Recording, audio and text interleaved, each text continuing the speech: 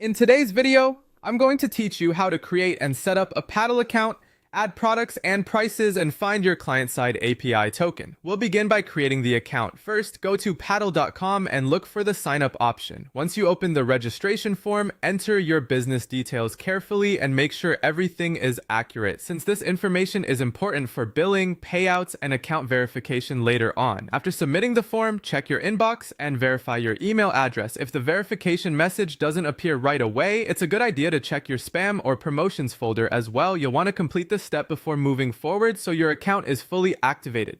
Once your account is verified, sign in and head to your dashboard.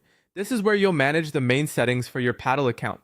From the dashboard, open settings and take some time to review the key setup areas. Start by confirming your currency preferences so your products are priced the way you want. Then check the tax rules section, which helps ensure your checkout and billing setup align with the regions where you plan to sell. After that, set your return URL. This is the page customers are sent to after checkout, so make sure it points to the correct location on your website or app. Finally, enter your payout details so Paddle knows where to send your earnings. It's worth reviewing each field carefully here, because small mistakes in settings can cause confusion later. Next, you'll add your products and pricing. In the dashboard, go to Catalog, then Products, and choose the option to create a new item. When creating the product, enter the item information clearly so it's easy to recognize and manage in your account. Then set the price, choose the currency, and select the billing type.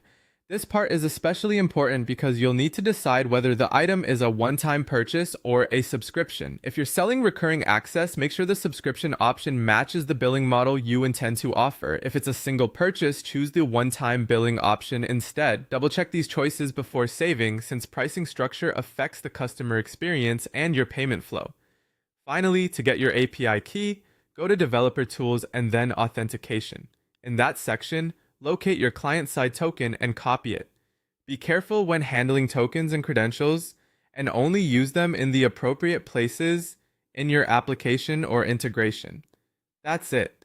Once you've completed these steps, your Paddle account will be set up, your products will be ready, and you'll have the token you need to continue your integration.